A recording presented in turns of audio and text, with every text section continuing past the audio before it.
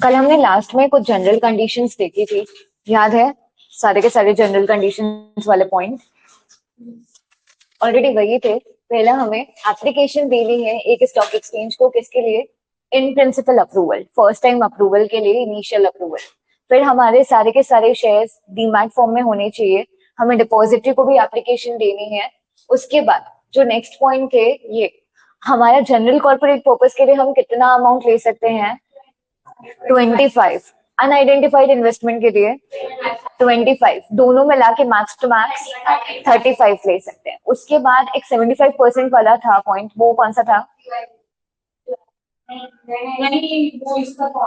वो firm arrangement किसका करना है?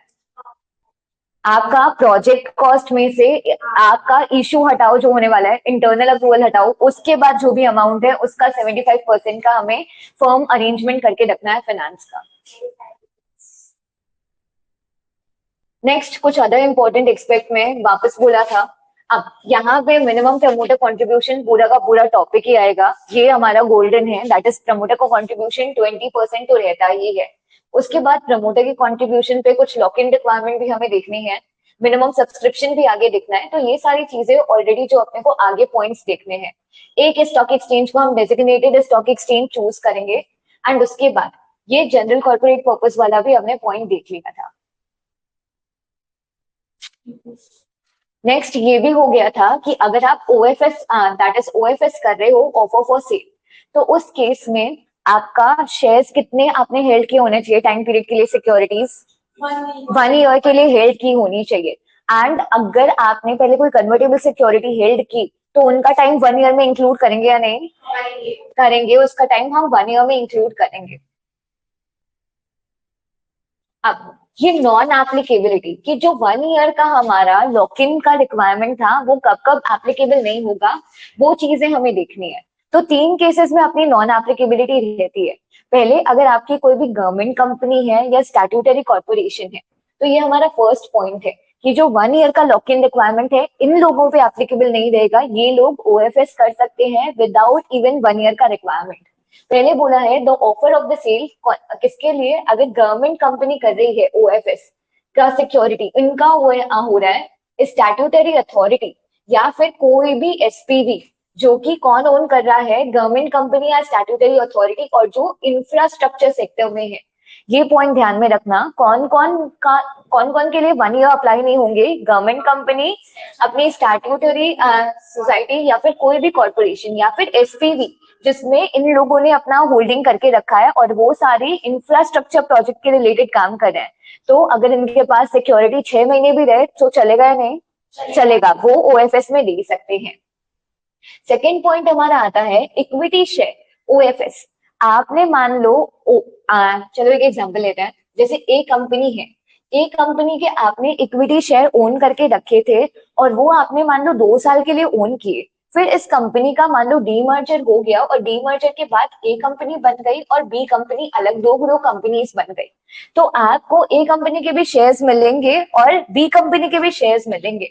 तो ऐसा थोड़े ना है कि डीमर्जर के बाद मान लो आज बी का ओएफएस आया, आप अपने शेयर्स दे सकते हो या नहीं दे सकते हैं। तो सेकेंड पॉइंट यही है कि आपने कहीं पे ऑलरेडी होल्ड करके रखा हुआ था शेयर्स और उसका 1 साल हो गया, उसके बाद कुछ भी हुआ, अमालगमेशन, मर्जर, रिकंस्ट्रक्शन, और फिर आपको दूसरी कंपनी के शेयर अपॉइंट मिले गए। क्यों? क्योंकि आपने पहले होल्डिंग करके रखी थी एटलीस्ट 1 साल की। तो आप ये शेयर्स भी ओएफएस में दे सकते हो। मान लो आपने ए कंपनी के शेयर 2 साल तक ओन किए, फिर उसके बाद ए हमारी अमालगमेट हो गई, सॉरी डीमर्ज हो गई ए और बी में। तो बी कंपनी अभी इस मंथ डीमर्ज हुई जैन में मान लो, तो आपके पास बी के शेयर आए कब थे? जैन में ही तो आए, उससे पहले थोड़े ना आए। लेकिन अब फेब में आईपीओ लेके आने वाली, तो आपके पास जो शेयर है आप उसके ओएफएस दे सकते हो या नहीं? दे सकते हो, क्योंकि आपकी प्रीवियस होल्डिंग अपना 1 ईयर कंप्लाई कर रहा था। तो यहाँ पे कुछ अंडरलाइन करके रखना है, that is equity share offer for sale व अक्वायर्ड। आपको शेयर कैसे मिले? कोई भी pursuant to the scheme of any high court और approved by the tribunal under the 230 to 234 of companies act. ये मर्जर अमालगमेशन वाले सेक्शन है कि आपका कुछ भी स्कीम के अंडर मर्जर अमालगमेशन हुआ, उसकी वजह से आपको नई कंपनी के शेयर मिले, as specified in lien of the business and invested capital which has been in existence for a period of more than 1 year prior to the approval of a scheme। मतलब आपको जो नए shares मिले उससे पहले आपने पुराने शेयर्स होल्ड करके रखे थे और वो होल्डिंग टाइम आपका 1 ईयर क्रॉस हो गया है, तो नए शेयर पे आपका वापस होल्डिंग टाइम नहीं लगेगा। ये पॉइंट क्लियर है? तो पहला पॉइंट क्या था? अगर आपने शेयर्स होल्ड किए हैं, अगर गवर्नमेंट कंपनी, स्टैट्यूटरी कॉर्पोरेशन या एसपीवी जिसमें गवर्नमेंट कंपनी या इन लोगों ने इन्वेस्ट किया है और कौन सा बिजनेस ऑपरेट करे हैं, इंफ्रास्ट्रक्चर का, तो इन पे 1 ईयर का रिक्वायरमेंट नहीं लगता। सेकंड, आपको शेयर्स मिले नए वाले share pursuant to any scheme of section 230 से लेके 234, और आपने ऑलरेडी पिछले शेयर्स होल्ड करके रखे थे और वो 1 साल से पहले तक के होल्ड करके रखे थे, तो भी आपको 1 साल की लॉक इन आगे फर्दर कंप्लाई नहीं करनी। थर्ड बोला हुआ है कि आपको मान लो बोनस शेयर मिले, आज मैंने किसी कंपनी के इक्विटी शेयर होल्ड करके रखे और वो मैंने 1 साल से होल्ड करके रखे, फिर उसके बाद मेरे को उन्हीं इक्विटी शेयर पे बोनस शेयर मिले, तो हम देखेंगे कि एग्जिस्टिंग शेयर का टाइम लिमिट कितना था, हम नए बोनस शेयर का टाइम लिमिट नहीं देखेंगे। अगर आपका एग्जिस्टिंग शेयर की होल्डिंग आपकी 1 साल से ज्यादा है तो आप बोनस शेयर भी ओएफएस में दे सकते हो। पॉइंट समझ आया ये? जैसे आपके मान लो आपने इक्विटी शेयर 2 साल से होल्ड किए हैं, पिछले 6 महीने पे ही उन इक्विटी शेयर पे आपको बोनस शेयर मिल गए, तो आज आईपीओ हो रहा है उस कंपनी का, तो आप इक्विटी शेयर तो दे ही सकते हो क्योंकि 1 साल का टाइम लिमिट कंप्लीट हो गया, और उस इक्विटी शेयर पे आपको बोनस शेयर मिले, तो ये चेक करना पड़ेगा एग्जिस्टिंग शेयर का आपने लॉक इन कंप्लीट किया या नहीं किया, दैट इज इक्विटी शेयर वाला लॉक इन, तो आप बोनस भी ओएफएस में दे सकते हो। अब लेकिन उसके लिए कंडीशन है, आपके बोनस आप कौन से रिजर्व से इशू करते हो? सिक्योरिटी रिजर्व या फ्री प्रीमियम से, फ्री रिजर्व से इशू होने चाहिए, वो रीवैल्यूएशन रिजर्व से इशू नहीं होने चाहिए। तो ये चैनल अपनी ऑलरेडी कंडीशन है कंपनी लॉ में कि बोनस हम रीवैल्यूएशन रिजर्व से इशू नहीं कर सकते। That is if the equity share offered for sale were issued under a bonus issue on the security held for a period of at least 1 year prior to the filing of the draft of a document with the SEBI and further subject to condition। Point clear है? हम जिसको OFS करना चाहते हैं वो bonus share हमें उन equity share के बदले मिले जो हमने ऑलरेडी 1 साल तक होल्ड किया हुआ था। एंड दो कंडीशन आपको फुलफिल करनी पड़ेगी कि वो बोनस हमारा फ्री रिजर्व या फिर सिक्योरिटी प्रीमियम रिजर्व से इशू हुआ है बोनस शेयर, और वो सारे के सारे रीवैल्यूएशन रिजर्व से इशू नहीं हुआ बोनस। ये 3 पॉइंट क्लियर है कि हमारा कब 1 ईयर नहीं लगेगा। एक तो पहले गवर्नमेंट वाला पॉइंट, सेकेंड वाला पॉइंट कौन सा था, हमारा 230 से लेके 234 वाली स्कीम अप्रूव्ड थी उसमें मिले। थर्ड हमारा बोनस से रिलेटेड पॉइंट था। अब नेक्स्ट आता है कि आप कुछ केसेस में आप कितने कितने परसेंट ओएफएस ऑफर कर सकते हो।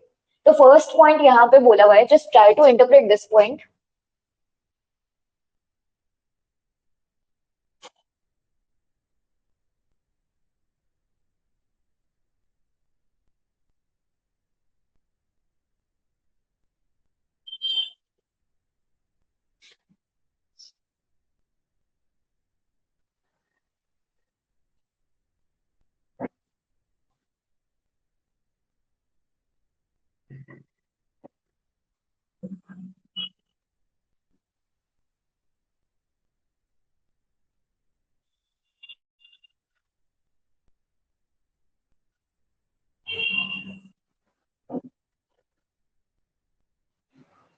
कुछ समझ आया? फर्स्ट वाले पॉइंट का मीनिंग क्या है? जिसके बाद भी इशू के पहले 20% से ज्यादा होल्डिंग, हाँ, वो होल्डिंग का मैक्सिमम 50% ही ओएफएस कर सकते। करेक्ट। यहाँ पे एक वर्ड आया है दैट इज डाइल्यूटेड बेसिस, ये वर्ड क्लियर है?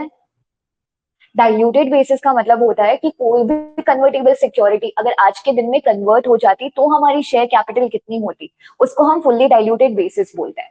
तो अगर मान लो मेरे पास 100 इक्विटी शेयर्स हैं और 20 कन्वर्टेबल सिक्योरिटी है, तो मेरी होल्डिंग ऑन डाइल्यूटेड बेसिस कितनी मानी जाएगी? 120 पूरी की पूरी मेरी होल्डिंग मानी जाएगी ऑन डाइल्यूटेड बेसिस। तो आज आप डाइल्यूट कर लो कि कितना हमारे कन्वर्टेबल सिक्योरिटी कन्वर्ट होने के बाद भी कितना हमारा कैपिटल रहता। उस कैपिटल का अगर मेरी इंडिविजुअली मेरे पास 20% से ज्यादा है, तो मैं मेरा ओएफएस उसका 50% ही कर सकता हूँ, उसका उससे ज्यादा नहीं कर सकता। जैसे आज मान लो कंपनी का शेयर कैपिटल 1000 शेयर्स है और कंपनी के पास वारंट है जो कि अभी कन्वर्ट होने वाले हैं, 200 वारंट कन्वर्ट होने वाले हैं। तो कंपनी की share holding on fully diluted basis कितनी हो जाएगी? 1200 हो जाएगी। अब इसके बाद आज me as a shareholder, मेरे पास मान लो कंपनी के 50 शेयर्स हैं और कंपनी के 100 वारंट हैं, तो मेरी डाइल्यूटेड शेयर होल्डिंग कितनी हो गई? 150 हो गई। ओके, अब यहाँ पे बोला हुआ है कि ओके 150 एंड प्लस और मेरे पास 200 शेयर्स है, तो टोटल मेरी डाइल्यूटेड शेयर होल्डिंग हो गई 350। अब ये 350 इसका कितना परसेंटेज है? 20% से ज्यादा है या कम है? 20% से वैसे कम है। ओके, मान लो इसको हटा के अपना ये कर लेते हैं 1000। अब भी 20% से ज्यादा है, तो मैं इसका कितना ओएफएस कर सकती हूँ? मेरा खुद का 50% ओएफएस कर सकती हूँ। आज आपके पास अगर किसी भी कंपनी का सिक्योरिटीज का 20% से ज्यादा है, तो उसमें से आप अपना खुद का शेयर का 50% ही ओएफएस कर सकते हो, उससे ज्यादा नहीं कर सकते। उसके नीचे वाला पॉइंट बोला है 20 से कम है तो कितना परसेंट कर सकते हो? 10% कर सकते हो, उससे ज्यादा नहीं कर सकते। अगर लिखना हो तो लिख भी लेना एग्जाम्पल के थ्रू। तो अगर फर्स्ट केस अपने ले लेते हैं, फर्स्ट केस कंपनी की शेयर होल्डिंग 1000 है और आपके पास आप होल्ड कर रहे हो मान लो 250 शेयर्स, तो आप इसमें से ओएफएस कितना कर सकते हो? 250 का 50% मैक्स, 50% कितना?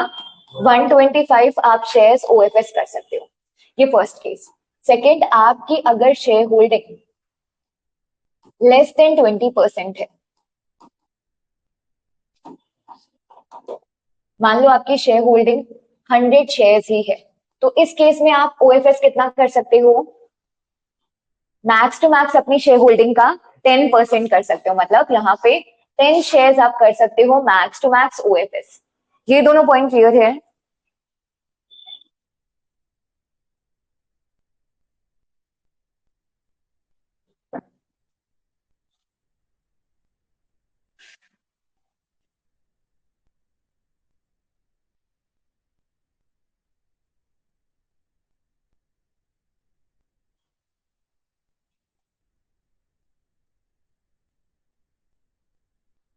अब नेक्स्ट पॉइंट बोला है कि अगर आपके 20% से ज्यादा आप होल्डिंग करते थे तो कुछ लॉक इन के प्रोविजन एप्लीकेबल होंगे।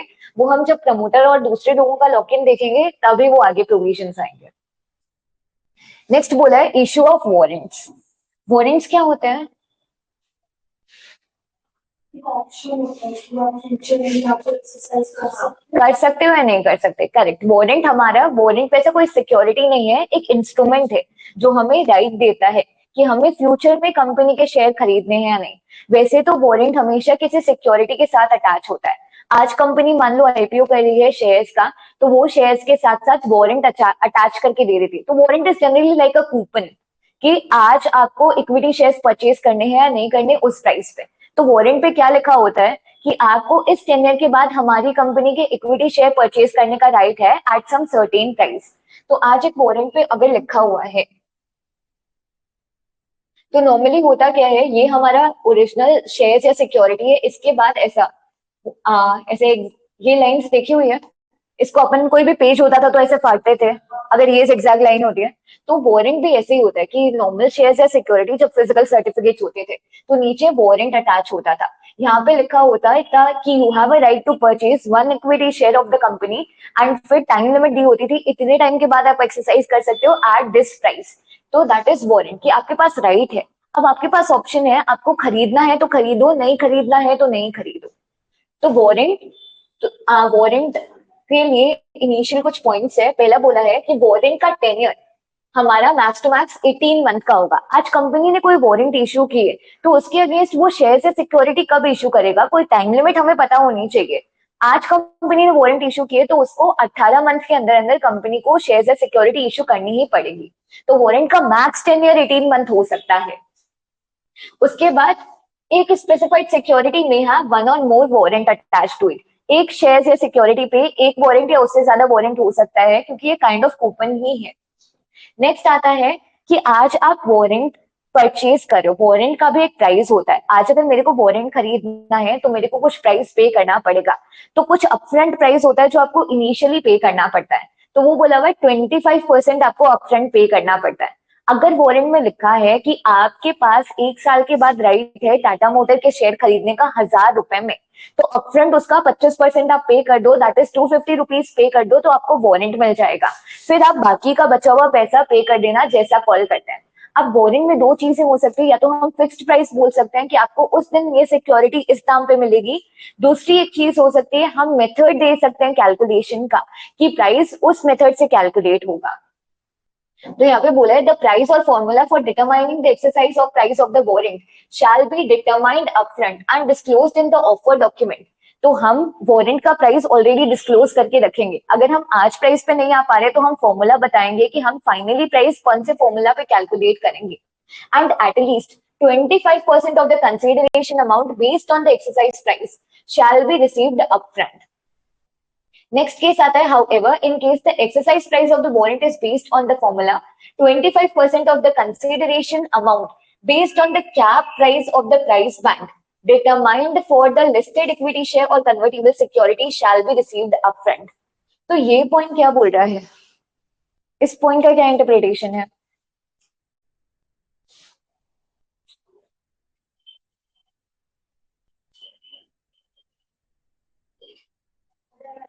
बाद में कुछ होता है हम अप्लाई करेंगे तो उस मेथड के अकॉर्डिंग हमें 25% हाँ, तो अगर बाद में मेथड अप्लाई करें तो आज कैसे प्राइस फाइंड आउट होगा?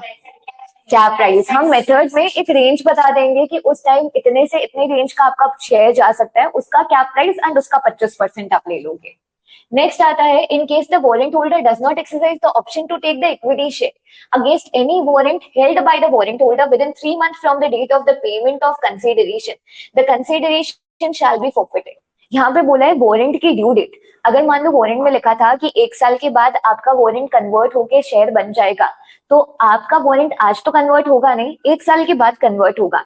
तो 1 साल के बाद हमारी ड्यू डेट आ गई, तो ड्यू डेट के 3 महीने के अंदर अंदर आपने बचा हुआ पेमेंट नहीं किया तो आपका वारंट का पहला वाला 25% वाला भी फॉरफिट हो जाएगा। ये पॉइंट क्लियर है? तो वारंट के केस में अगर शॉर्ट नोट आता है तो अपने को यही 4-5 पॉइंट लिखने हैं। वारंट का टेन्योर 18 महीने होता है और हमने ड्यू डेट में पेमेंट नहीं किया तो पहला वाला अमाउंट भी फॉरफिट हो जाता है, और टाइम लिमिट है ड्यू डेट के 3 महीने के अंदर अंदर हमें पे कर देना है पूरा का पूरा कंसिडरेशन। नेक्स्ट, वारंट की एक सिक्योरिटी में एक या एक से ज्यादा वारंट अटैच हो सकता है, एंड उसके बाद हमारा वारंट का जो भी प्राइस डिसाइडेड है 25% तो हमें शुरू से ही ले लेना है। अगर प्राइस की जगह मेथड बोला हुआ है तो कैप प्राइस का 25% हमें ले लेना है। नेक्स्ट आता है हमारा एलिजिबिलिटी फॉर एफपीओ। तो आईपीओ की एलिजिबिलिटी सेम एलिजिबिलिटी कंडीशन अपनी एफपीओ की है, ये पूरा का पूरा अपना सेम है कि हमारा प्रमोटर फ्यूजिटिव इकोनॉमिक ऑफेंडर नहीं होना चाहिए, विलफुल डिफॉल्टर नहीं होना चाहिए, सब तो सेम, सब यहाँ पे सेम है। नेक्स्ट आता है एलिजिबिलिटी रिक्वायरमेंट, आगे पूरा का पूरा वापस सेम, ये एग्जिस्टिंग पार्टनर पेडली शेयर्स 25%, नेक्स्ट पेज भी पूरा सेम। नेक्स्ट आता है इशू ऑफ वारंट, वारंट वाला भी अनदर एफपीओ में सेम है। ये बार बार इसीलिए रिपीट हो रहे हैं क्योंकि हम पहले आईपीओ के पॉइंट ऑफ व्यू से एलिजिबिलिटी कंडीशंस पढ़ रहे थे और वारंट पढ़ रहे थे, अभी एफपीओ के पॉइंट ऑफ व्यू से पढ़ रहे हैं। नेक्स्ट आता है हमारा प्रमोटर्स कंट्रीब्यूशन। अब प्रमोटर का कंट्रीब्यूशन कितना होता है? 20%। किसका? पोस्ट इश्यू कैपिटल का 20%। अब अगर मान लो कोई कंपनी ने ऑलरेडी 1000 शेयर्स ऑलरेडी इश्यू करके रखे थे और यहाँ पे प्रमोटर ने 300 शेयर्स अपने पास लेके रखे हैं, कंपनी आईपीओ लेके आई फर्दर मान लो 500 शेयर्स का, तो इस केस में प्रमोटर की शेयर होल्डिंग कितनी होनी चाहिए? 300 होनी चाहिए। प्रमोटर की शेयर होल्डिंग हम देखते हैं पोस्ट इशू कितनी कैपिटल है, ये ऑलरेडी इशू थी, आईपीओ के बाद ये और इशू हो जाएगी, तो इसके बाद अपनी पोस्ट इशू शेयर कैपिटल 1500 हो जाएगी टोटल। 1500 का 20% होना चाहिए, दैट इज 300। तो ये प्रमोटर ने ऑलरेडी हेल्ड किया हुआ था, प्रमोटर को और नए शेयर लेने पड़ेंगे क्या इस आईपीओ के लिए? नहीं लेने पड़ेंगे। तो प्रमोटर की होल्डिंग पहले से भी हो सकती है, अगर उतनी नहीं है तो आप बची हुई रिमेनिंग शेयर होल्डिंग अपने पास ले लो। तो प्रमोटर का कंट्रीब्यूशन आईपीओ के लिए है 20% of the post issue capital. अब यहाँ पे नेक्स्ट पॉइंट बोला हुआ है कि अगर प्रमोटर, कुछ केस ऐसे हैं जहां पे वो 20% की खुद होल्डिंग नहीं कर पा रहा, तो वो कुछ लोगों की हेल्प ले सकता है। तो यहाँ पे बोला हुआ है कि कौन कौन से लोगों की हेल्प ले सकता है? Alternative investment fund, foreign venture capital investor, scheduled commercial bank, public financial institution, insurance company, इन 5 लोगों की हेल्प ले सकता है। लेकिन ये लोग भी एक लिमिट तक हेल्प कर सकते हैं, पूरा का पूरा प्रमोटर होल्डिंग में हेल्प नहीं कर सकते। इन लोगों की भी लिमिट है, 10% तक का ये हेल्प कर सकते हैं। मतलब प्रमोटर को 10% तो खुद से ही लेके आना पड़ेगा, 10% जितना इन लोगों का हेल्प ले सकता है। अब यहाँ पे अगर ये लोग प्रमोटर को हेल्प करेंगे तो ये लोग प्रमोटर की तरह आइडेंटिफाइड नहीं होंगे, बस ये खाली हेल्प कर रहे हैं। Post issue capital without being identified as a promoter. Promoter तो ओरिजिनली वही पर्सन रहेगा जो जिसका नेम दिखाया जा रहा है, ये लोग जस्ट अ हेल्पर है, हेल्पिंग हैंड है उनकी फुलफिल करने के लिए रिक्वायरमेंट। नेक्स्ट है प्रमोटर कॉन्ट्रीब्यूशन एप्लीकेबल कब नहीं होगा? जब हमारा प्रमोटर आइडेंटिफिएबल नहीं है। आइडेंटिफिएबल प्रमोटर नहीं है मतलब कोई भी प्रमोटर जिसमें अब कोई भी कंपनी स्टार्ट हुई है उसमें ऑलरेडी प्रमोटर ने कुछ 20% से कम स्टेक होल्ड करके रखे हैं काफी लोगों ने, और कोई भी प्रमोटर को हम आइडेंटिफाई नहीं कर पा रहे, तो उस केस में ये अप्लाई नहीं होगा। और ये हुआ था जैसे पेटीएम के केस में, पेटीएम का फाउंडर का नाम,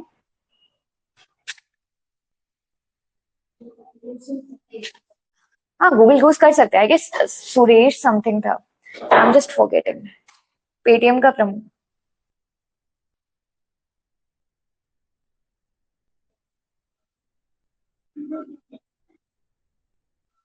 भाई को पेटीएम,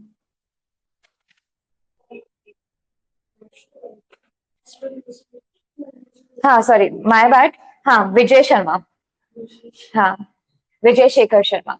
तो पेटीएम के केस में यही हुआ था कि पेटीएम का फाउंडर या प्रमोटर फेस तो विजय शेखर शर्मा ही था, लेकिन उसने शेयर कैपिटल 20% से कम होल्ड किए थे और काफी सारे ऐसे लोग थे। उसके बाद तो ये एक ऐसा केस है जहां पे हमारा प्रमोटर आइडेंटिफाइड नहीं है, तो यहाँ पे किसी को भी प्रमोटर कंट्रीब्यूशन फुलफिल करने की रिक्वायरमेंट नहीं है। और ये जनरली होता ही है, लोग कंपनी बनाते हैं फिर कंपनी का मैनेजमेंट प्रोफेशनल्स को दे देते हैं, तो 2 साल प्रोफेशनली लेड कंपनीज जिसमें कोई भी ऐसा प्रमोटर आइडेंटिफाइड नहीं है, अगर वैसा केस हुआ तो भी चलेगा। तो प्रमोटर, हम जैसे प्रमोटर की जब डेफिनेशन देखोगे तो कोई भी पर्सन जो कि इनिशियली कंपनी के फॉर्मेशन में होना चाहिए वो होता है प्रमोटर। अब यहाँ पे कोई भी हम इनिशियली फॉर्मेशन में कंपनी के बहुत सारे लोग हैं और किसी को भी हम आइडेंटिफाई नहीं कर सकते और वो डेफिनेशन में फिट नहीं हो रहा, तो उस केस में उस कंपनी को प्रमोटर कंट्रीब्यूशन कंप्लाई नहीं होगा। नेक्स्ट हमारा आता है मिनिमम प्रमोटर कंट्रीब्यूशन। कुछ मिनिमम प्रमोटर्स कंट्रीब्यूशन में कुछ और अलग अलग पॉइंट्स हैं। पहला point, the minimum promoter contribution shall be as follows. The promoter shall contribute 20% as the case may be either by the way of equity share including SR equity share or by the way of subscription to the convertible security। तो promoter को contribution fulfil करना है 20% of post issue capital. वो कैसे भी कर सकता है, इक्विटी शेयर भी खरीद सकता है या फिर कोई भी कन्वर्टेबल सिक्योरिटी जो कि फ्यूचर में इक्विटी में कन्वर्ट होने वाली है वो भी अलाउड है, इक्विटी शेयर या फिर convertible security. However, if the price of equity share allotted pursuant to the conversion is not predetermined and not disclosed in the offer document, the promoter shall contribute by the way of subscription to the convertible security being issued to the public issue and shall undertake in writing to subscribe to equity share pursuant to the conversion of the security।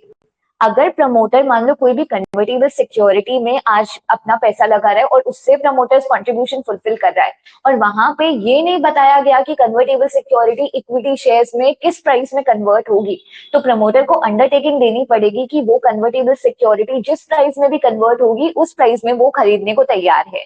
नहीं तो अगर आज convertible security promoter को मान लो 100 रुपए में issue की गई और वही कन्वर्टेबल सिक्योरिटी इक्विटी शेयर में 200 में बनी, तो पब्लिक को कितने में मिलेगा वो शेयर?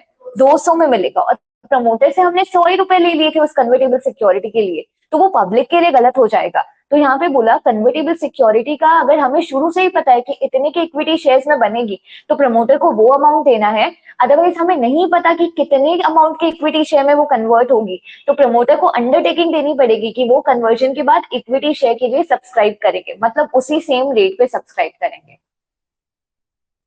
नेक्स्ट आता है in case the issue of convertible security which are convertible और exchangeable on equity on a different date and if the promoter contribution is by the way of equity shares, the price is predetermined. The contribution shall not be at a price lower than the weighted average price of the equity share capital arising out of the conversion of the security. यहाँ पे बोला गया है कि अगर आप कोई IPO ला रहे हो, किसका? डायरेक्ट ही कन्वर्टेबल सिक्योरिटीज का आईपीओ ला रहे हो, और वो कन्वर्टेबल सिक्योरिटीज का आईपीओ आप ट्रांचेस में ला रहे हो या बैचेस में ला रहे हो, जहां पे कन्वर्टेबल सिक्योरिटी अलग अलग टाइम में इक्विटी में कन्वर्ट होने वाली है, तो उस केस में प्रमोटर को उस सिक्योरिटीज के रिलेटेड कितना पे करना पड़ेगा अपने कंट्रीब्यूशन में? अगर यहाँ पे सीधा का सीधा आईपीओ ही हमारा कन्वर्टेबल सिक्योरिटीज का हो रहा है और वो convertible security different different time में इक्विटी में कन्वर्ट होने वाली है, मान लो 1000 कन्वर्टेबल सिक्योरिटीज का आईपीओ हुआ और ये डिसाइड हुआ कि ये कन्वर्टेबल सिक्योरिटी जान में कन्वर्ट होगी 200, 300 कन्वर्टेबल सिक्योरिटी मई में कन्वर्ट होगी इक्विटी में, बची हुई सिक्योरिटी जुलाई में कन्वर्ट होगी, तो ये क्या हुआ? Convertible security different different time पे कन्वर्ट हो रही है। तो उस केस में प्रमोटर से हम कितना पैसा लेंगे मिनिमम कंट्रीब्यूशन के नाम का, जो वो सब्सक्राइब करेगा कन्वर्टेबल सिक्योरिटी में? एवरेज लेंगे, लेकिन एवरेज वेटेड एवरेज होगा। हमें ऑलरेडी कन्वर्टेबल सिक्योरिटी का प्राइस पता है, प्राइस का कोई इश्यू नहीं है, बट वो डिफरेंट डिफरेंट डेट पे कन्वर्ट हो रही है, तो हम वेटेड एवरेज लेंगे उस केस में। और यहाँ पे वेट क्लियरली बताया नहीं गया कि कौन से वेट्स लेने हैं, तो वो as per the law specified कि किस चीज को हम कितना वेटेज देंगे।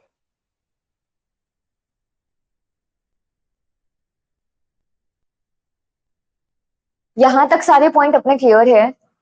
फर्स्ट वाले पॉइंट में क्या बोला हुआ है कि प्रमोटर कंट्रीब्यूशन इक्विटी में कर सकता है या फिर कन्वर्टेबल सिक्योरिटी के थ्रू भी कर सकता है, लेकिन कन्वर्टेबल सिक्योरिटी में आगे नेक्स्ट वाला पॉइंट क्या था? हाउएवर वाला, हाँ प्राइस डिटरमाइंड नहीं है, तो जो भी जिस प्राइस पे भी आगे इशू होगा प्रमोटर को उसी प्राइस पे लेना पड़ेगा। नेक्स्ट बोला हुआ है कि अगर कन्वर्टेबल सिक्योरिटीज का इशू हो रहा है और वो डिफरेंट डिफरेंट डेट पे कन्वर्ट हो रही है, हमें ऑलरेडी प्राइस पता है, तो प्रमोटर से हम उतना ही प्राइस लेंगे, minimum of the price weighted average price, उससे कम पे हम प्रमोटर को सिक्योरिटीज नहीं देंगे। Last, in case of IPO of the convertible debt instrument without prior public issue of the equity share, यहाँ पे IPO किसका हो रहा है? कन्वर्टेबल इंस्ट्रूमेंट का हो रहा है और पहले हमने इक्विटी शेयर इशू ही नहीं किए थे, तो प्रमोटर कितना लेके आएगा? ये अलग रिक्वायरमेंट है पूरी की पूरी। The promoter shall bring in contribution at least 20% of the project cost in the form of equity share, subject to contributing at least 20% of the issue size from their own fund in the form of equity share। तो promoter को कितना contribution करना है? यहाँ पे IPO किसका हो रहा है? इक्विटी शेयर का नहीं हो रहा, कन्वर्टेबल सिक्योरिटीज का हो रहा है, तो प्रमोटर जितना प्रोजेक्ट में खर्चा आएगा उसका 20% कंट्रीब्यूट करेगा इक्विटी शेयर में, और वो भी कंडीशन के साथ कि वो कितना होना चाहिए? एटलीस्ट 20% ऑफ इश्यू साइज होना चाहिए फ्रॉम देयर ओन फंड। इसको एक एग्जांपल से समझते हैं। आज अगर कंपनी आईपीओ लेके आ रही है, मान लो कंपनी एक प्रोजेक्ट सेटअप करना चाहती है 1000 करोड़ का, तो कंपनी आईपीओ इस पूरे अमाउंट के लिए ला सकती है या कम अमाउंट या ज्यादा अमाउंट? पूरे के लिए भी ला सकती है, कम के लिए ला सकती है, ज्यादा के लिए ला सकती है, वो कंपनी पे डिटरमाइन करता है। अगर इस केस में बात हो रही है कि आईपीओ किसका आ रहा है? कन्वर्टेबल सिक्योरिटी का, और उस केस में हमारा प्रोजेक्ट स्टार्ट होने वाला है, तो प्रोजेक्ट की कॉस्ट का प्रमोटर को 20% लाना पड़ेगा। अब इसमें दो केसेस हो सकते हैं। आईपीओ मान लो हमारा फर्स्ट केस में 1500 करोड़ का हम आईपीओ लेके आ रहे हैं, सेकेंड केस में हम 500 करोड़ का आईपीओ लेके आ रहे हैं। तो मेरे को अब ये बताना है कि प्रमोटर को कितना कंट्रीब्यूट करना पड़ेगा दोनों कंडीशन को देखते हुए। पहली कंडीशन क्या है, प्रोजेक्ट कॉस्ट का 20% लाना है, और दूसरा उसके साथ साथ हमें इशूड कैपिटल का भी 20% कंट्रीब्यूट होना चाहिए। तो दोनों मिला के है। तो इस केस में हमारा प्रोजेक्ट कॉस्ट का 20% कितना हो जाएगा, 200, और हमारा आईपीओ का 20% कितना हो जाएगा, 300 हो जाएगा। 1500 का 20% दैट इज 300। अब प्रमोटर को इसमें कितना लाना है, 300 लाना है, ऐड नहीं, मतलब इन दोनों में से व्हिचएवर इज हायर, अल्टीमेटली वही हो रहा है। तो इतना प्रमोटर को लेके आना है। इस केस में कितना हो जाएगा, वही अमाउंट, प्रोजेक्ट कॉस्ट का 20% 200 और आईपीओ का 20% 100। तो प्रमोटर अब कितना लाएगा, 200 लाएगा, मतलब अल्टीमेटली व्हिचएवर इज हायर। अगर एग्जांपल नोट डाउन करना है फिगर्स में तो ये नोट डाउन कर लो।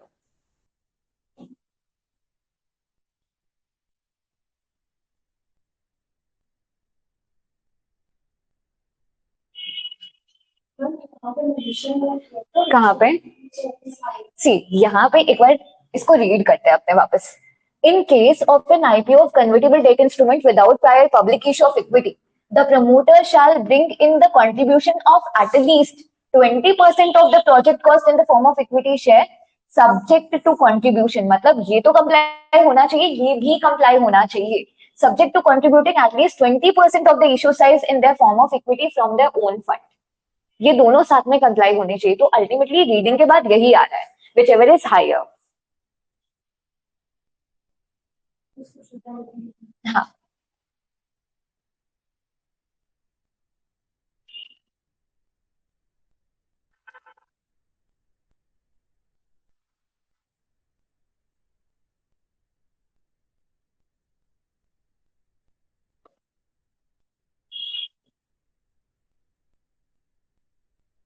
नोट डाउन हो गया हो तो बताना।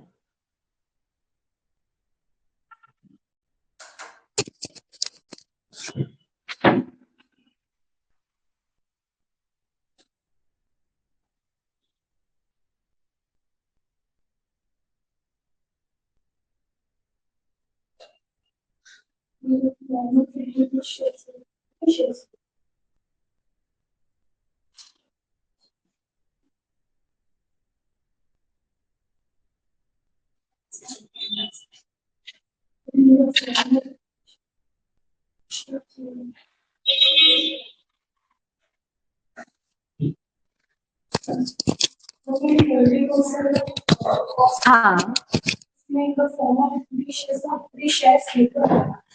नहीं, मतलब वो इक्विटी शेयर्स में इतना कंट्रीब्यूट करेगा, कंपनी के इतने इक्विटी शेयर खरीदेगा, वैसा उसके पास इतनी होल्डिंग होनी चाहिए। अपने कहां से लेके आएगा। नेक्स्ट आता है, however, if the project is to be implemented in stages, the promoter contribution shall be in respect to the total equity participation till the respective stage with respect to the debt raised or proportion raised to public issue। तो यहाँ पे बोला है कि अगर project भी हमारा stage में इम्प्लीमेंट हो रहा है तो प्रमोटर भी अपना कंट्रीब्यूशन स्टेज वाइज दे सकता है। नेक्स्ट आता है promoters contribution to be brought before IPO. अब कुछ और पॉइंट है, ये जो हमारा प्रमोटर कंट्रीब्यूशन है, ये हम आईपीओ ला रहे हैं, उससे पहले प्रमोटर को ये चीजें फुलफिल कर लेनी है, पोस्ट इश्यू कैपिटल का 20% वाला अमाउंट।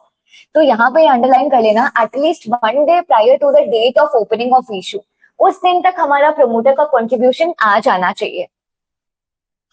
नेक्स्ट है, in case the promoter have to subscribe to the equity share और convertible security toward minimum promoter contribution, the amount of promoter contribution shall be kept in escrow account। अब यहाँ पे बोला हुआ है कि अगर प्रमोटर को सब्सक्राइब करना पड़ रहा है इक्विटी शेयर्स या कन्वर्टेबल सिक्योरिटी में, जैसे एग्जांपल अगर कंपनी की शेयर होल्डिंग 1000 हो रही है पोस्ट इश्यू बेसिस पे और प्रमोटर के पास ऑलरेडी 300 शेयर पहले थे, प्रमोटर को अभी सब्सक्राइब करना पड़ेगा या नहीं आईपीओ के लिए, नहीं करना पड़ेगा, क्योंकि पोस्ट इश्यू शेयर होल्डिंग अपनी 1000 है, उसका 20% हम कंप्लाई कर चुके हैं। अगर पोस्ट इश्यू शेयर होल्डिंग 1000 है, प्रमोटर की शेयर होल्डिंग 100 है, अब उसको सब्सक्राइब करना पड़ेगा या नहीं, अब करना पड़ेगा। तो जो अब सब्सक्राइब कर रहा है उसका पैसा कहाँ जाएगा, वो बोला है एस्क्रो अकाउंट में जाएगा और वो हमारे ईश्वर को तभी मिलेगा जब बाकी लोगों का पैसा ईश्वर को मिल जाएगा। उसके साथ साथ shall be kept in the escrow account and it shall be released to the Ishwar along with the release of the issue proceed। And उसके पहले बोला है कि अगर प्रमोटर का कंट्रीब्यूशन ऑलरेडी एग्जिस्ट कर रहा था तो हमें बस अपना कैश फ्लो स्टेटमेंट बताना है कि कहाँ से पैसा आया, हमने कहाँ कहाँ लगाया, वापस सब्सक्रिप्शन और की ऑलरेडी जरूरत नहीं है। However, when the promoter contribution has already been bought and utilized, then we'll have to disclose just cash flow statement, कहाँ से पैसा आया था और कहाँ हमने यूटिलाइज कर लिया promoter contribution। नेक्स्ट आता है further, when the minimum promoter contribution is more than 100 crore rupees and the IPO is for the partly paid up share, the promoter shall bring in at least 100 crore rupees before the opening of the issue। अगर promoter का contribution minimum 100 crore मतलब 100 करोड़ से ऊपर आ रहा है, हम total promoter का contribution calculate कर रहे हैं, तो उस केस में प्रमोटर को आईपीओ स्टार्ट होने से पहले एटलीस्ट 100 करोड़ लाके रखने ही पड़ेंगे। At least 100 crore bottle and remaining वो पार्टली पेड अप शेयर्स के अकॉर्डिंग, कॉल के अकॉर्डिंग मंगवा सकता है।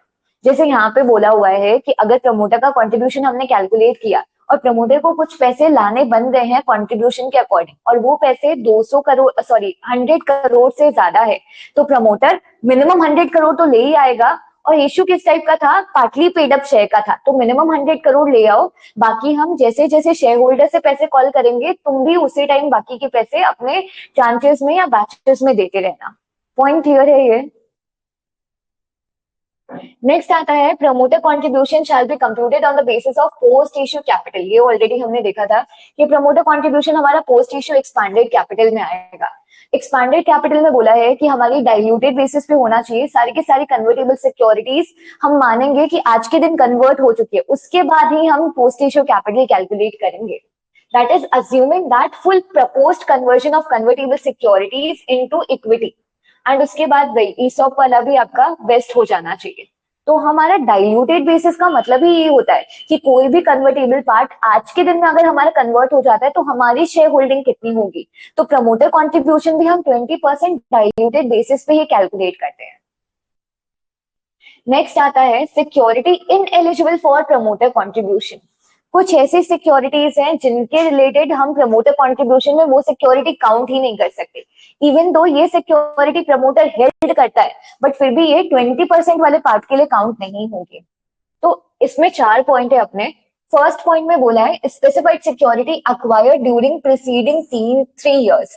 अगर प्रमोटर ने पिछले 3 सालों में कोई भी सिक्योरिटी अक्वायर की है और उसमें ये सारे फीचर्स है। पहला point 3 years. Second, acquired for consideration other than cash and revaluation or capitalization of asset is involved। Promoter ने अगर कोई भी सिक्योरिटी एक्वायर की है पिछले 3 साल में और कैसे रीवैल्यूएशन का, असेट का रीवैल्यूएशन हुआ, उसके रिजर्व के अगेंस्ट सिक्योरिटी ली है, तो यहाँ पे प्रमोटर ने पैसे दिए होंगे या नहीं दिए होंगे। तो होता क्या है कि आज मान लो कोई फैक्ट्री है, वो 10 लाख की है, हमने उसका रिवैल्यूएशन करके 15 लाख वैल्यू दिखाई, तो हमने असेट के साइड में तो 15 लाख कर दिया, बट हम रिवैल्यूएशन लायबिलिटी के टाइम पे भी एक साइड में रिजर्व क्रिएट करना पड़ेगा, रिवैल्यूएशन रिजर्व 5 लाख का। अब हमने उसी 5 लाख का कन्वर्ट करके प्रमोटर को शेयर दे दिए, तो वो शेयर हमारे प्रमोटर कंट्रीब्यूशन में काउंट नहीं होंगे। वो पॉइंट है कि अगर प्रमोटर ने शेयर अक्वायर किए और कैसे असेट का रिवैल्यूएशन हुआ उनके बेसिस पे अक्वायर किए, ये पहला पॉइंट। ये फर्स्ट के साथ ये हो सकती है कंडीशन, या फिर दूसरा resulting from bonus issue by utilisation of revaluation reserve, या फिर हम रीवैल्यूएशन रिजर्व का यूटिलाइज करके प्रमोटर को बोनस इश्यू दे रहे हैं, तो उसने उसके अकॉर्डिंग सिक्योरिटीज एक्वायर की from the issue against the equity shares, revaluation reserve unrealised profit of the issuer किया, या फिर from the bonus issue against the equity share which are ineligible for minimum promoter contribution. तो first condition ये, उसके साथ सब condition 1, second और third. तो यहाँ पे फर्स्ट में क्या बोला है कि पिछले 3 सालों में प्रमोटर ने कोई भी शेयर अक्वायर किए थे। किस टाइप के शेयर हो सकते हैं? फ्रॉम रिवैल्यूएशन ऑफ असेट उसने शेयर अक्वायर किए, या फिर उसने बोनस शेयर अक्वायर किए, किससे? रिवैल्यूएशन हुआ था उससे। थर्ड बोला उसको बोनस शेयर मिले, लेकिन कहाँ से? उसने कोई इक्विटी शेयर हेल्ड किए थे, वो खुद ही प्रमोटर कंट्रीब्यूशन के लिए एलिजिबल नहीं थे, उन्हीं के बेसिस पे उसको बोनस मिले। पॉइंट समझ आया? आज अगर प्रमोटर ने कोई भी इक्विटी शेयर हेल्ड किए हैं और वो खुद हमारे प्रमोटर कंट्रीब्यूशन में काउंट नहीं होते, क्योंकि इक्विटी शेयर इन्हीं 4 कैटेगरी में कहीं आ रहे थे, उस पे बोनस शेयर मिले तो वो बोनस शेयर भी प्रमोटर कंट्रीब्यूशन में काउंट नहीं होंगे। पॉइंट क्लियर है ये? तो ये एक पॉइंट है कि पिछले 3 सालों में प्रमोटर ने शेयर अक्वायर किए फ्रॉम रीवैल्यूएशन ऑफ असेट, या फिर bonus issue from revaluation of asset, या फिर बोनस मिला ऐसे इक्विटी शेयर पे जो खुद इक्विटी शेयर प्रमोटर कंट्रीब्यूशन का पार्ट नहीं बन रहे थे, तो ये इंक्लूड नहीं होगा हमारे प्रमोटर कंट्रीब्यूशन में। बी आता है specified security acquired bye promoter and, ये सारे लोग कौन थे? प्रमोटर के हेल्पर थे जो कि 10% तक हेल्प कर पा रहे थे। AIF, that is foreign venture capital fund, during preceding 1 year at a price lower than the specified price of the security offered to the public in IPO। अगर प्रमोटर ने या फिर प्रमोटर्स के हेल्पर ने कोई भी सिक्योरिटी ली पिछले किसमें 1 साल में, प्राइस जिस प्राइस पे हम आईपीओ ला रहे हैं उससे कम प्राइस पे प्रमोटर ने सिक्योरिटी एक्वायर की, तो वो सिक्योरिटीज को हम मिनिमम प्रमोटर कंट्रीब्यूशन में गिनेंगे नहीं। बट ये चीज ठीक हो सकती है। कैसे हो सकती है? हाँ, आप डिफरेंस पे कर दो। तो ये बी वाला पॉइंट है, इसके साथ कुछ एक्सेप्शन है। However the clause B shall not apply. कब कब अप्लाई नहीं करेगा? जब आप डिफरेंस पे कर देते हो तब, when you pay the difference between the price at which the specified security were offered। और सेकेंड केस, हमने ये पॉइंट ऑलरेडी देखा हुआ है, just read both points. Already आए हुए या नहीं आए? ये पॉइंट है कि प्रमोटर को शेयर कब मिले थे, कोई भी स्कीम थी अपना 230 से लेके 234 में, उस स्कीम के अकॉर्डिंग प्रमोटर को कम प्राइस पे शेयर मिले तो वो चल जाएंगे। That is, any of the specified security are acquired by any of the scheme proposed by the under 230 to 240 के अंदर कोई भी स्कीम। नेक्स्ट आता है, अगर वो शेयर अक्वायर की, अगर आईपीओ आ रहा है गवर्नमेंट कंपनी का, स्टैट्यूटरी अथॉरिटी या फिर एसपीवी अपना इंफ्रास्ट्रक्चर सेक्टर में है, तो वो सारे शेयर्स काउंट हो जाएंगे जो शेयर्स प्रमोटर ने कम प्राइस पे खरीदे हैं, वो भी अलाउड है। उसमें भी प्रमोटर को कोई डिफरेंशिएशन और पे करने की जरूरत नहीं है इस केस में भी। ये 3 पॉइंट समझ आए?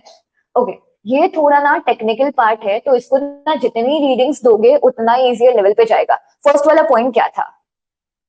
बिना देखे हुए एक बार बोलो कि क्या चीज प्रमोटर कंट्रीब्यूशन में काउंट नहीं होती। पहला, 3 इयर्स, पिछले 3 सालों में प्रमोटर ने शेयर अक्वायर किए। कौन, कहां से अक्वायर हो सकते हैं? रिवैल्यूएशन से। नेक्स्ट, बोनस शेयर जो कि रिवैल्यूएशन रिजर्व से बना। तीसरा, ऐसे इक्विटी शेयर पे हमें बोनस शेयर मिले जो खुद इक्विटी शेयर एलिजिबल नहीं थे। First point. सेकंड पॉइंट, अगर पिछले 1 साल में प्रमोटर या उनके हेल्पर्स ने कोई भी शेयर अक्वायर किए कम प्राइस में, जो प्राइस में आईपीओ हो रहा है उससे कम प्राइस में अक्वायर किए, काउंट नहीं होंगे। लेकिन उस चीज को सुधारा जा सकता है बाय 3 वेज। अगर डिफरेंस पे कर दो तो काउंट हो जाएंगे। प्रमोटर को वो शेयर कोई स्कीम या अरेंजमेंट के थ्रू मिले जो अप्रूव्ड था, तब काउंट हो जाएंगे। तीसरा, अगर IPO government company, statutory corporation, SPV का आ रहा है जो कि कौन से प्रोजेक्ट के रिलेटेड, इंफ्रास्ट्रक्चर प्रोजेक्ट के रिलेटेड है। करेक्ट। नेक्स्ट अपना पॉइंट आता है C, specified security allotted to promoter, venture capital, वही उनके सारे helpers, during the preceding 1 year at a price less than the issued price against the fund bought in during the period in case the issuer formed by the conversion of। अब यहाँ पे same to same ऊपर वाला point है या नहीं है? 1 year वाला भी 10 ईयर है, बट डिफरेंस कहाँ पे आता है? Against the fund bought in by them during that period. यहाँ पे कुछ एडिशनल पॉइंट है। In case the issuer formed by conversion of one or more partnership firm or LLP, there the partner of the erstwhile partnership firm or LLP are the promoter of the issuer and there is no change in the management। ऊपर वाला same point, यहाँ पे वही ऊपर वाला same point है। पिछले 1 साल में आपने सिक्योरिटीज अक्वायर की एट अ लेसर प्राइस, लेकिन उसके साथ कुछ एडिशनल पॉइंट है। आपकी जिस कंपनी का इश्यू आ रहा है वो कंपनी क्या हो जाएगी? ईश्वर। वो ईश्वर बना कैसे? पहले वो कंपनी नहीं था, पहले एलएलपी या पार्टनरशिप फर्म था। तो एलएलपी या फिर पार्टनरशिप का कन्वर्जन हुआ कंपनी में। अब हम इस कंपनी के इश्यू की बात कर रहे हैं और उस कन्वर्जन में जो कि एलएलपी या पार्टनरशिप फर्म का मैनेजमेंट था, वो मैनेजमेंट आज भी सेम है और पहले भी सेम था. दैट इज हाँ, where the partners of the erstwhile partnership firm are the promoter and there is no change in management. तो इसके जो पार्टनर्स थे वो आज इस कंपनी के क्या बन गए, प्रमोटर बन गए, और हमारा मैनेजमेंट में कोई भी चेंज नहीं है. तो इस केस में भी जो भी हमारे प्रमोटर्स के शेयर हैं वो शेयर काउंट नहीं होंगे. पॉइंट क्या है, पिछले 1 साल में प्रमोटर या प्रमोटर के हेल्पर ने कोई भी शेयर परचेज किए एट अ लेसर प्राइस, उस केस में काउंट नहीं होगा. कब, जब हमारा कंपनी जो इशू लेके आ रहा है वो कंपनी पहले एलएलपी या पार्टनरशिप फर्म था, उसके कन्वर्जन से बना, उसके बाद मैनेजमेंट में भी कोई चेंज नहीं है, एलएलपी के पार्टनर ही आज के हमारे प्रमोटर हैं, तो काउंट नहीं होगा उनके शेयर्स लेना.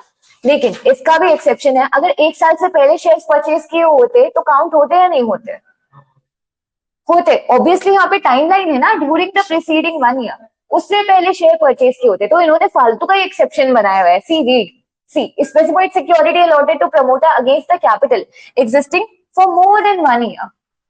तो ये ऑब्वियसली, ये अगर पॉइंट नहीं लिखते तो ये ऑटोमेटिक था कि ये इंक्लूड होना ही था.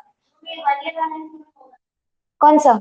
ये 1 ईयर वाला, उससे पहले का हमने 1 ईयर वाला.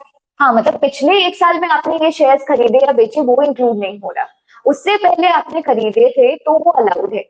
तो अगर ये पॉइंट एक्सेप्शन में ऑलरेडी नहीं लिखते तो भी अपने को पता ही था ना, क्योंकि यहाँ पे क्या लिखा है, ड्यूरिंग प्रीसीडिंग 1 ईयर अगर प्रमोटर्स ने कोई भी शेयर्स खरीदे कम प्राइस पे, तो उससे पहले खरीदे होते तो अलाउड था, वो हम इंक्लूड कर लेते आज मिनिमम प्रमोटर कॉन्ट्रीब्यूशन में. ये चारों के 3 पॉइंट्स अपने हो गए. चौथा पॉइंट, अगर प्रमोटर ने अपने शेयर्स गिरवी रख के कोई भी लोन उठाया है तो वो भी शेयर्स हम इंक्लूड नहीं करेंगे मिनिमम प्रमोटर कंट्रीब्यूशन में. That is specified security placed with any of the creditor. चारों पॉइंट क्लियर है?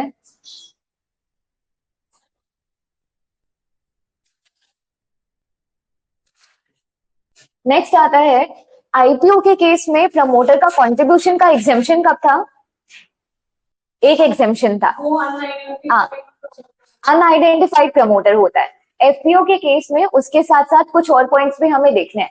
तो अगर कभी भी एक्सेप्शन या एग्जेम्पशन है तो ये सारे के सारे पॉइंट ना साथ में ही लिखने हैं, आईपीओ का हो भले ही एफपीओ का हो.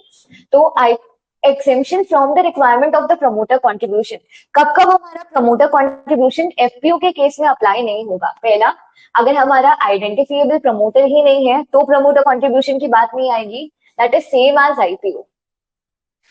बाकी सारे पॉइंट सिर्फ और सिर्फ एफपीओ पे एप्लीकेबल है. अब यहाँ पे बोला है, when the equity share of the issuer are frequently traded on the stock exchange for a period of at least 3 years immediately preceding the reference date, and the issuer has redressed at least 95% of the complaints received from the investor till the end of the quarter immediately preceding the month of the reference date, and the issuer has been compliant with the SEBI LODR regulation for a minimum period of 3 years immediately preceding the reference date. तो यहाँ पे दो चीजें और बोली है कि अगर आपके शेयर्स कौन से हैं, फ्रीक्वेंटली ट्रेडेड शेयर्स हैं, पिछले 3 साल से आपके शेयर फ्रीक्वेंटली ट्रेड कर रहे हैं, तो भी आप पे प्रमोटर कंट्रीब्यूशन अप्लाई नहीं होगा. अच्छा, promoter contribution one time holding होती है या थ्रू लाइफ टाइम प्रमोटर को इतना होल्ड करके रखना होता है? थ्रू आउट है, इतना तो होल्ड करना ही होता है. तो यहाँ पे बोला है कि पिछले 3 साल में अगर हमारे शेयर फ्रीक्वेंटली ट्रेडेड हैं तो इसका मतलब हमारा शेयर अच्छा परफॉर्म करे, तो वहां पे प्रमोटर कंट्रीब्यूशन एक टाइम पे नहीं हुआ तो चलेगा. मेन प्रमोटर कंट्रीब्यूशन का ये लिमिट रखा क्यों गया? बैकग्राउंड में था क्या उनके माइंड में कि ये लिमिट क्यों रखी जाए?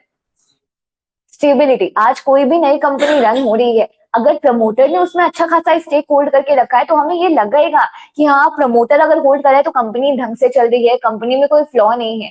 जैसे जैसे प्रमोटर अपना डिसइन्वेस्टमेंट करना शुरू करते हैं वैसे आपने ये टेंडेंसी देखी होगी, उस कंपनी का स्टॉक गिरना शुरू होता है, क्योंकि लोगों के मन में ये फियर होता है कि आज प्रमोटर निकल रहा है मतलब कुछ ना कुछ तो अंदर गड़बड़ी होगी, जिससे प्रमोटर को खुद के बिजनेस पे ही भरोसा नहीं है. इसीलिए लॉक इन रखा गया था और ये मिनिमम प्रमोटर कंट्रीब्यूशन रखा गया. अगर आपका बिजनेस बहुत अच्छा ट्रेड कर ही रहा है तो उस केस में प्रमोटर कंट्रीब्यूशन की रिक्वायरमेंट नहीं आती, लेकिन कुछ चीजें आपको कंप्लाई करनी पड़ेगी. आपको 95% ऑफ इन्वेस्टर्स ग्रीवांसेस जो आपके पास आई हैं, टोटल उनका 95% सॉल्व करके रखना पड़ेगा. कब तक का देखेंगे? एक रेफरेंस डेट हम काउंट करेंगे, उसके पिछले महीने के पिछला कोई भी क्वार्टर था उसका 95% तब तक आपको सॉल्व करके रखना है।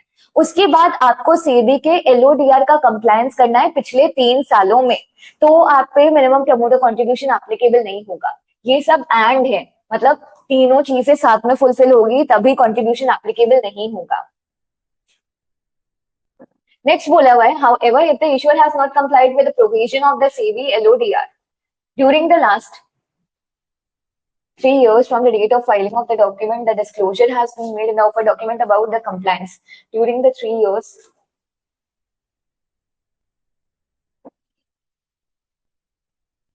अच्छा, नेक्स्ट पॉइंट में सिर्फ और सिर्फ ये बोला है कि पिछले 3 साल में अगर ये एलओडीआर के ये कुछ कुछ पॉइंट्स हैं, इनका आपने नॉन कंप्लायंस किया है और आपने इनका डिस्क्लोजर देके रखा है ड्राफ्ट ऑफ अ डॉक्यूमेंट में कि ये हमारा पिछले 3 साल में नॉन कंप्लायंस हुआ, और जब आप फाइल कर रहे हो ड्राफ्ट ऑफ अ डॉक्यूमेंट तब ये कंप्लायंस नॉन कंप्लायंस नहीं रहा, तब तक आपने उसको फुलफिल कर लिया, तो हम मानेंगे कि पिछले 3 साल में आपने एलओडीआर का कंप्लायंस कर लिया था।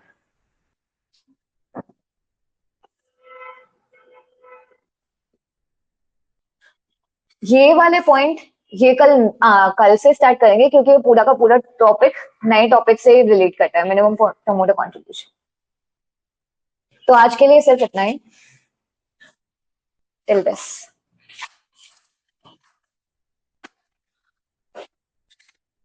क्या हेवी लग रहा है?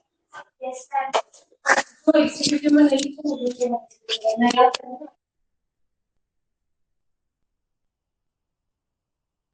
स्टार्च डैम मेरे